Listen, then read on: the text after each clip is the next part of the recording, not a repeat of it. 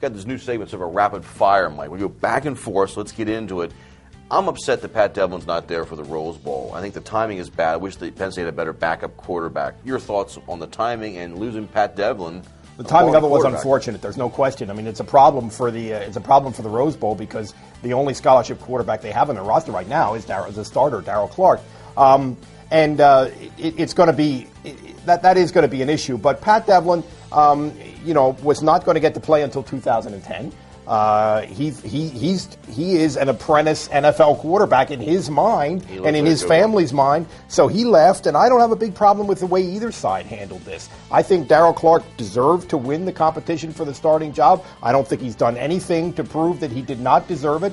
You could maybe argue that they should have used Devlin in the Iowa game for a number of reasons, and of course that was the only game they lost. I'm not. That's almost a separate issue. But as far as Devlin moving on, I've got no problem with it from either side, really. 2 quick points. Who's the backup quarterback now that Devlin's gone? Stucky, you forgot about Cianciolo.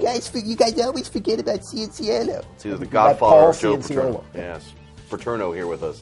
The other point, I think you're going to see Devlin at the University of Delaware. You can drive down 896 to see him in Newark next year. Casey Keeler, the head coach, has had a knack for bringing in these former Division I quarterbacks. It's a lot closer to Lancaster than Happy Valley is. It's true. There you go. Starkey, the Pittsburgh Steelers are now 11-3, and all of a sudden in the discussion of who's the best team in the NFL, I think you got to include them. You do. I tell you what, every category on defense, every major category, these guys are number one. They got a great defense. They got a quarterback who seems to know how to play well in the clutch. They know how to run the ball. Gee, go figure. Pittsburgh running the ball well. They're doing it again. Toughest schedule in the NFL, Mike.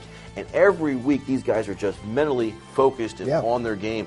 And it's scary to watch. And they're lucky, too. I mean, they play with Baltimore. That's part of it. That's part of it. That's part of it. Part of it. You got to be good sometimes. They're lucky, but the fact that they have such a tough test every week kind of nullifies that. Yes, it does. In terms of the way you regard them. The Baltimore game, interesting play. But Pittsburgh is a team to really be watching. We haven't talked much about them, and we should be. We talk more about the Eagles. Rapid fire back to you, Mike.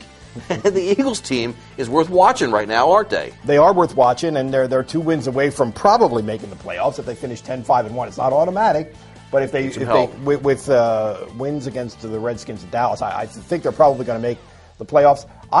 Earlier on this show, I advocated on previous weeks, I advocated that I can't imagine Andy Reid coaching this team. So now the question next year. So now the question is, how far would they have to go this year in order for me to change my mind? And I think people are going to think this is insane, but I think they have to go to the Super Bowl for me to change my mind, because I think you have to look at the long-term picture of, are we getting closer to winning the Super Bowl? That's what it's about. That's what it's about. I think when you talk about coaches, I think there's a thing that happens after a while where if the program isn't getting better, if you're not climbing levels, then there's a stagnation that sets in. And I can't describe. People say, well, the coach lost the player's ear, or they're tuning him out now. I don't think it's that simple. I think there's sort of an inertia that happens that's not positive. I don't think it's necessarily anybody's fault, but you can't fire the players. So I still can't imagine Andy Reid coaching this team next year, and I'll change my mind if they go to the Super Bowl.